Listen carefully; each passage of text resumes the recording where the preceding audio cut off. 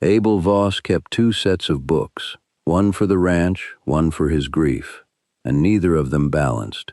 He sat at the scarred pine table in the pre-dawn dark, the lamp throwing a narrow column of yellow light across the ledger's open page. His broad shoulders curved inward, the way a man curves when he has been carrying something too long. Outside, the November wind came off the Idaho high desert and pressed flat against the cabin walls. It never truly stopped, that wind. It carried dust in summer and ice in winter, and, on the worst nights, a silence so complete that Abel could hear his own blood moving behind his ears. He was 34 years old and he felt 60. His right hand held the pen. His left hand rested on the table near a cup of coffee gone cold, and the wedding band on that hand caught the lamplight and held it, the way an old wound holds an ache. He had not taken the ring off. He was not sure he knew how anymore. The ledger column read the way all his columns read: feed, seed, timber, wages, farrier, medicine. And now, penciled in his own careful script at the bottom of the November page, E. Crane, arrangement, room, board, $20 per month. He looked at that line for a long moment. He had not known what category to place it under. He had written it under expenses. It seemed the honest accounting. But as he looked at it, something shifted in his chest. A small thing, barely a tremor, because expenses was where you put things that cost you, and the truth was more complicated than that. From the back room came a sound. Small feet on the plank floor. A door pushed open with the particular stubbornness of a child who has not yet learned the world will not yield to her. 3-year-old Clara appeared in the doorway, her dark hair sleep-tangled, her father's eyes in her mother's face, a wool blanket dragging behind her like a royal train. She looked at Abel. Abel looked at her. This was how most mornings began. Abel had not set out to place an advertisement.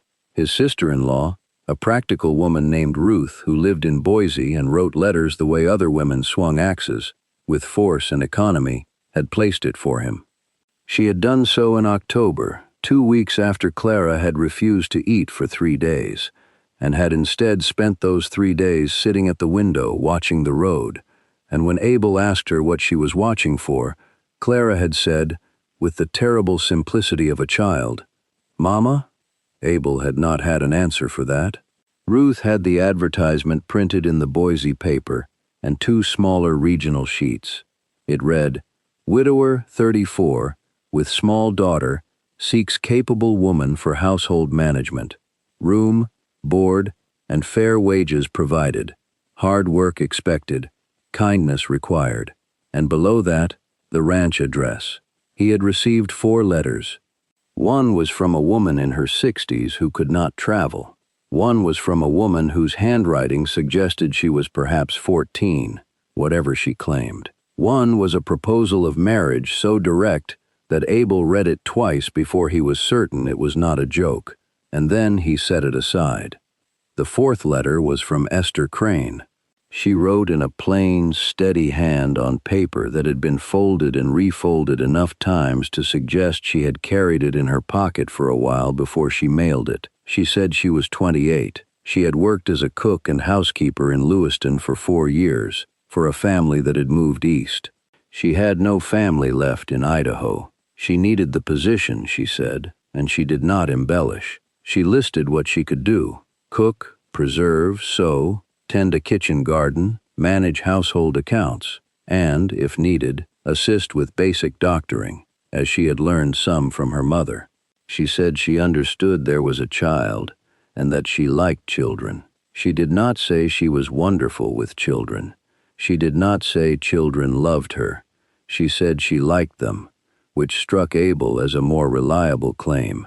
At the bottom of the letter, in what appeared to be an afterthought, she added, "I will not pretend this is anything other than a working arrangement, and I expect you will not either. I believe honesty serves us better than sentiment in a letter." He wrote back the next day. She arrived on the 12th of November on the afternoon stage out of Boise, and Abel was waiting at the Silver Fork Depot with Clara on his hip and his hat in his hand. because Ruth had told him to take his hat off when he met a woman, and some part of him still listened to Ruth. Esther Crane stepped down from the stage onto the frozen mud of the depot platform, and Abel's first thought was that she was smaller than her letter had made her seem. The letter had carried a certain size. She wore a gray wool coat that had been carefully maintained and a dark hat that was practical rather than pretty. She carried one large bag and a canvas satchel, and she set them both down herself before Abel could offer. She looked at him with eyes that were an unremarkable brown until the angle of the thin winter light hit them, and then they were warm amber, the color of the last light on a November afternoon, and Abel filed that observation away somewhere private and did not examine it. "Mr. Voss," she said. "Miss Crane," he said. He did not know what else to say. Clara, who had been quietly studying Esther from the security of her father's shoulder, said at conversational volume, "You are not Mama."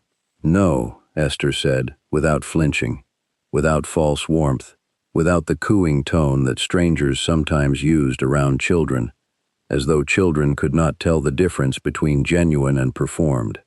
"I'm not. My name is Esther. I'm going to cook your supper and help your papa with the house." Clara considered this. "Do you make biscuits?" "I do. Papa's biscuits are bad." Abel cleared his throat. "Clara, they are bad, Papa." Esther looked at Abel then, and the corner of her mouth moved.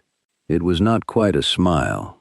It was the precursor of one, the shape of a smile before it decided to commit. "I'll make biscuits tomorrow morning," she said to Clara. "Tonight it's whatever your papa has in the larder." Abel carried her bag to the wagon. She carried the satchel herself. They rode the 4 miles to the ranch in the kind of quiet that is not uncomfortable exactly, but is careful, the way 2 people are careful with each other when they are strangers who are about to share walls. The wind was down for once. The sage lay silver gray on either side of the track. Clara fell asleep wedged between them on the wagon bench with her head against Abel's arm, and Esther looked straight ahead at the road. When the ranch came into view, the house, the barn, the corral, the long flat reach of winter pasture behind, Esther said nothing for a moment. Then she said, "It's a good piece of ground." "It is," Abel agreed. "It'll be work," she said. "It is," he agreed again. She nodded once, the way a person nods when an accounting comes out even. Abel helped Clara down and carried the bag to the door. He showed Esther her room, the small room off the kitchen that had belonged, once, to a hired man who had left before last winter. It had a narrow bed, a chest, a window that looked east. "You'll want to bank the stove before you sleep," he said. "The cold comes in fast." "I know how to bank a stove," she said, not sharply, just plainly. He nodded. "Supper's your own doing tonight. There's salt pork and cornmeal and some dried beans. I'll be back in from the barn by 7. "I'll have something ready," she said. He started toward the door. He stopped, he said, without looking at her. "The child eats first." There was a pause. "Of course she does," Esther said. The first week was the adjustment of 2 careful people learning to share a small space without collision. Abel rose at 4:30. Esther rose at 5. He was already at the barn when she built the kitchen fire, and she had coffee poured and something hot on the stove by the time he came back in, smelling of wood smoke and horse, and the sharp, clean cold of the morning. They did not talk much. Neither of them seemed to need to. Clara narrated what conversation there was, with the cheerful totalitarianism of a very small child who has not yet understood that silence can be companionable. By the 3rd morning, the biscuits had transformed the household. Esther made them in a cast-iron pan, with lard and buttermilk that she had asked Abel to get from the Harmon farm down the road, and they came out of the oven with the golden brown tops and the soft pull-apart insides that Abel had not tasted since his wife had been alive. He did not say that. He ate 2 without speaking. Clara ate 1½ and declared this to be the best breakfast in the world, in the exacting superlative manner of a 3-year-old.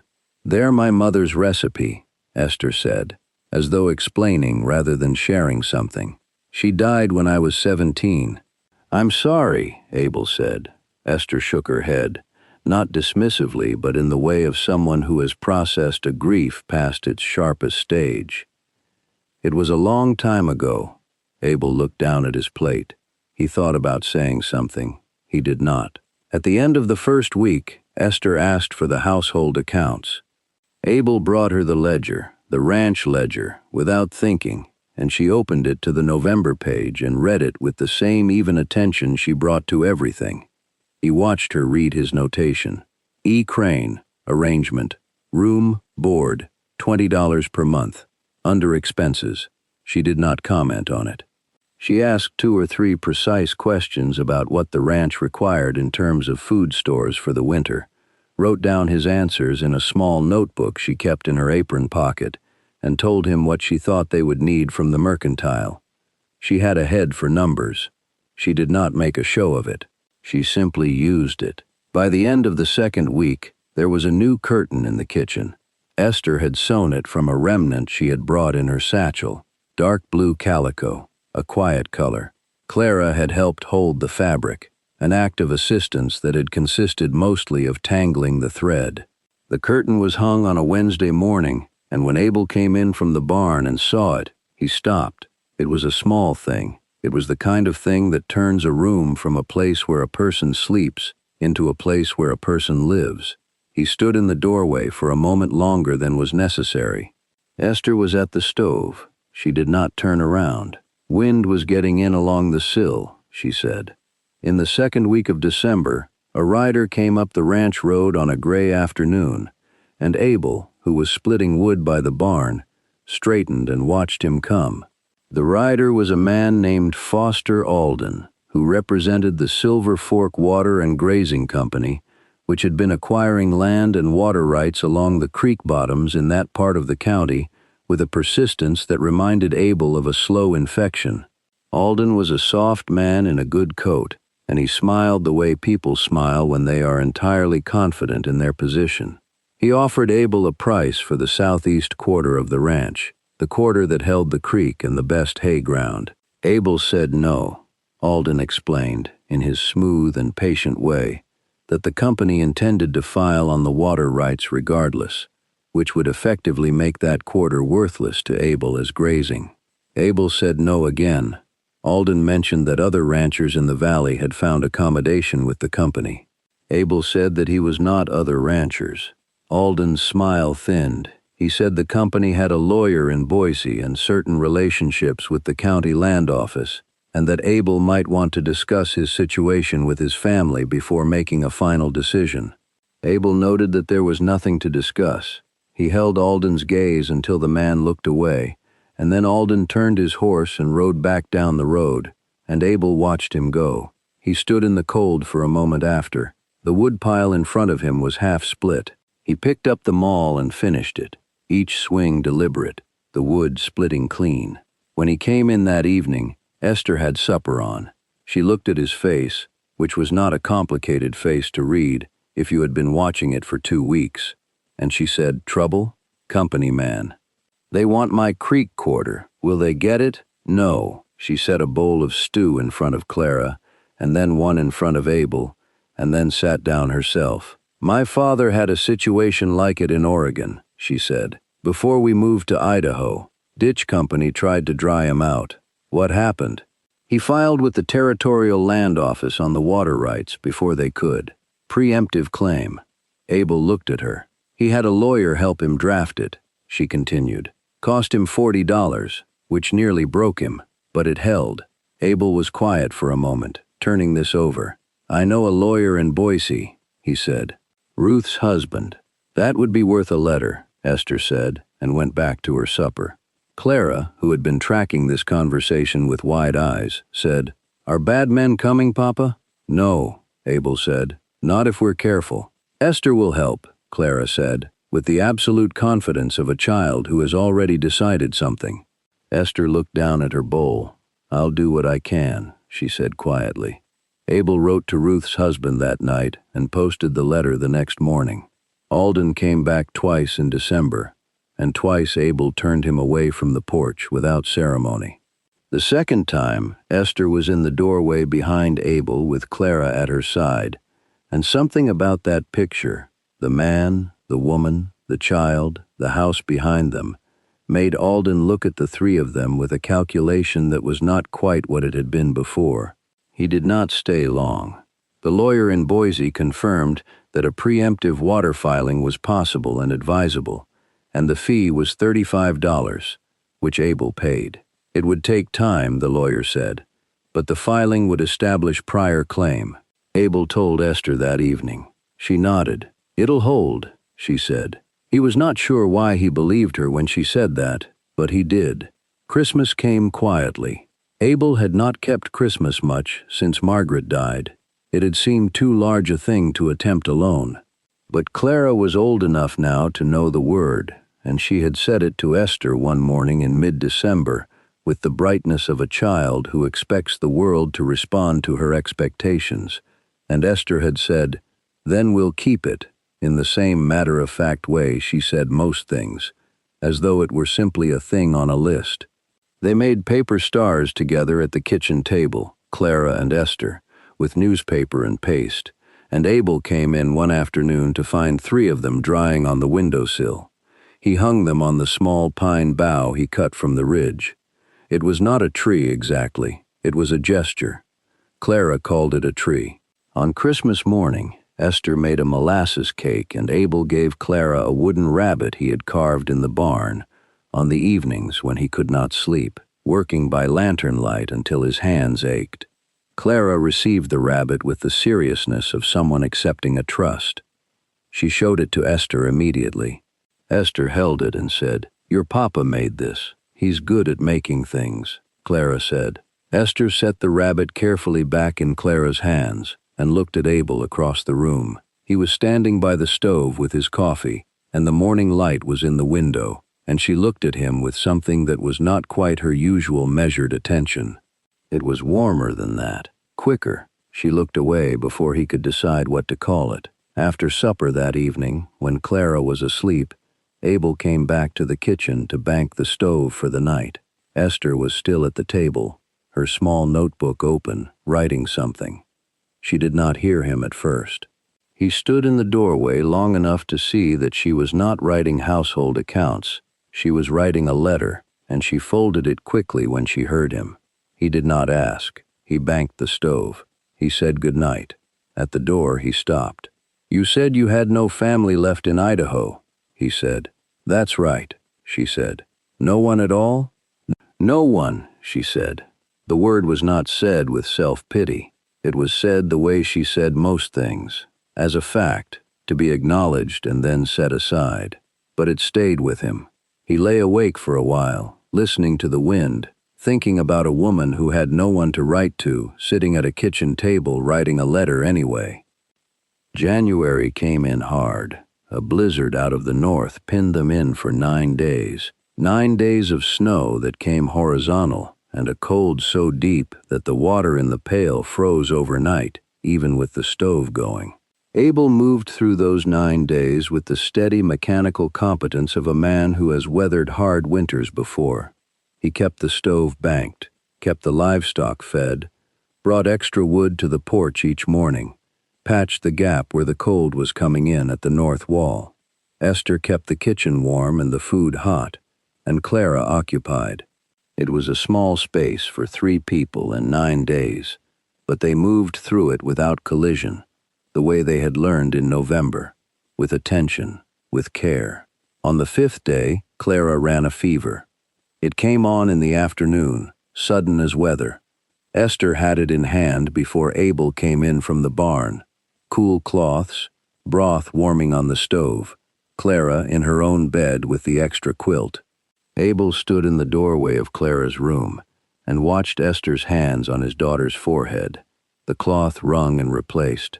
The broth offered a spoonful at a time, and he felt something unlock in his chest that had been locked for a long time.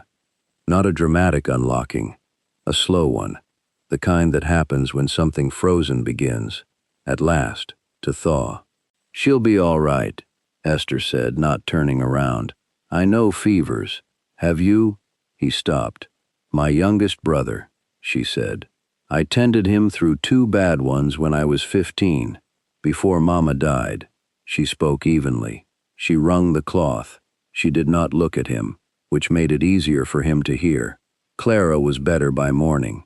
By the 7th day she was restless and demanding entertainment, which Esther provided by teaching her to braid with strips of cloth, a lesson that took the entire afternoon and produced a braid so lopsided Clara was fiercely proud of it. On the 9th day the snow stopped and the sky came out blue as a promise. Abel went out to clear the path and the porch and paused in the brightness of the new snow and looked out over the ranch, the white fields, the dark line of the fence, the barn standing solid in the distance, smoke curling from the house chimney behind him, and he understood, standing there, that the word he had been avoiding all winter was the simple word home. Not a place he endured, not a ledger entry. He went inside. Esther was at the stove. Clara was on the floor with her cloth braid and the wooden rabbit. Abel hung his coat. He poured 2 cups of coffee. He set one near Esther without a word. She looked at it, and then at him. "Thank you," she said. "Thank you," he said. Neither of them specified what for. In the middle of February, Abel built a chair. This was not a remarkable act in itself. He had built the table and 2 of the 4 chairs in the kitchen, years ago, and a bench for the porch. But this chair was different, and he knew it, and he thought Esther probably knew it too, though neither of them said so plainly. He had noticed on cold evenings that she sat at the kitchen table with her notebook and her small tasks, and she sat on a stool because the 4 kitchen chairs were mismatched, and one of them wobbled badly, and the stool was the most stable option. He built the chair in the barn on his evening hours, over a week, from good ash wood he had been saving. He shaped it carefully. He fitted the joints twice. He sanded it until it was smooth under his hand. He did not tell her what he was doing. One morning in the 2nd week of February, when Esther came into the kitchen, the chair was at the table where the stool had been, and the stool was gone. She stood and looked at it. Abel was already at the table with his coffee and his ledger. Clara was asleep still. "That's a good chair," Esther said. "It should hold better than the stool," he said. She pulled it out and sat in it. She set both hands on the table, palms down, and she was quiet for a moment. "Abel," she said. It was the first time she had used his given name without the Mr. in front of it. He looked up. "This is more than a working arrangement," she said. She said it plainly, the way she said everything, but there was something in her voice that had not been there before, something careful and deliberate, as though she had been thinking about the sentence for some time. He set down the pen. He looked at her. "I know it," he said. "The ledger," she said. "The line where you put me." "I've been meaning to change that," he said. She looked at him. He looked at her. The kitchen was warm. The fire was going. Clara would be awake soon, and there would be biscuits and the morning's noise and the day's work. But for now, it was just the 2 of them, in the early light, and Abel said, "I think you should stay." Not as a hired arrangement, as, "I think you should stay." It was not eloquent. He was not an eloquent man. But Esther had not written him an eloquent letter, and he had trusted her letter more than anything eloquent he had ever read. "I'm not going anywhere," she said. "I told you I liked it here." "You said it was good ground," he said. "It is," she said. And then, because she was Esther and she was practical even in the most important moments, she added, "But you'll want to fix that north wall before next winter. The cold is still getting in." "I will," he said. He reached across the table and covered her hand with his. She turned her hand over and held his.